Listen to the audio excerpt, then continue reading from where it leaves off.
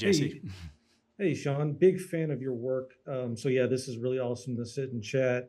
You've said like you've said that you build character profiles before casting, and that's really interesting to me. I like that side of it. And with Hassie, when she came into the picture, how did she align or surprise you in relation to the Zephyr that you imagined?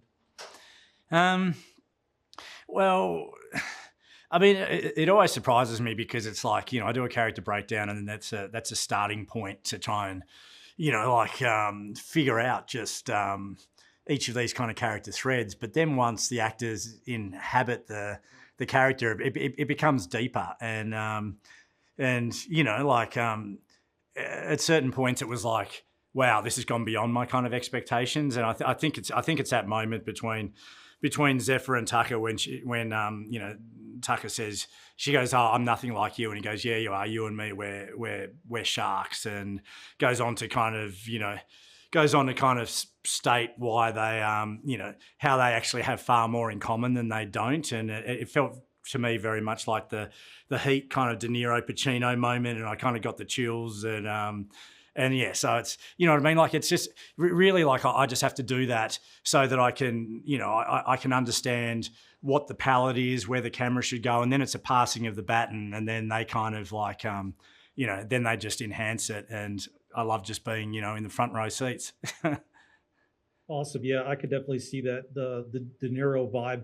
I kind of got a Dark Knight like vibe because it seemed like they really had to coexist for it to go to where we needed to go. You Yeah, yeah, they have to, they push each other to the edge, like it doesn't, one doesn't work without the other. It's like it's almost like a it's the central relationship, and they, weirdly, even though it's antagonist and protagonist, they have a great chemistry. Yeah, I couldn't agree more.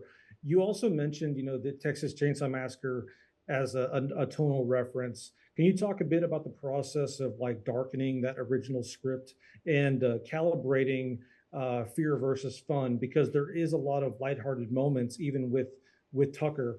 But yeah, I liked the balance. I thought you guys did a really good job with that.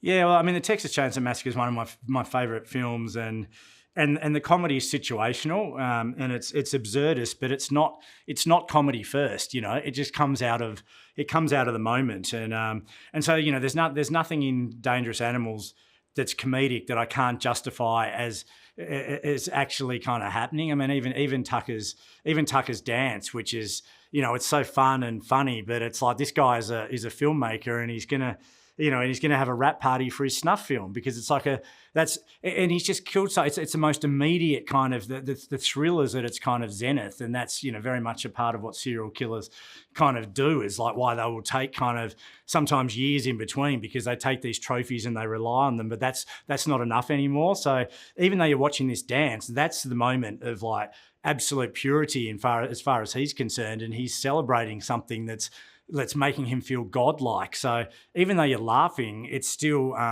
grounded in a real kind of like narrative and character logic. Yeah. And to wrap up, I thought that the tension was really good as well. Most of the film takes place on a boat, a very confined space. I know that a lot of times that's difficult to do a film that takes place in one spot, but considering the limited setting, did that impact your direction, or did that help with the tension and pacing of the film?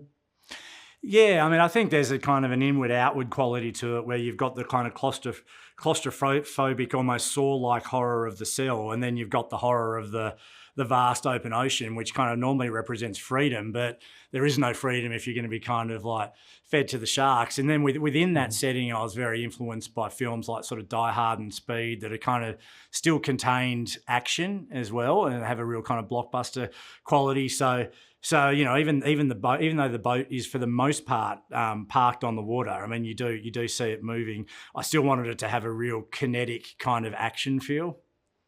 Yeah, definitely. Sean, thank you so much for your time here at CineDump. We let the doers now they're doing, and you are doing just fine. Thank you so much for your time. Great, thank you, appreciate it.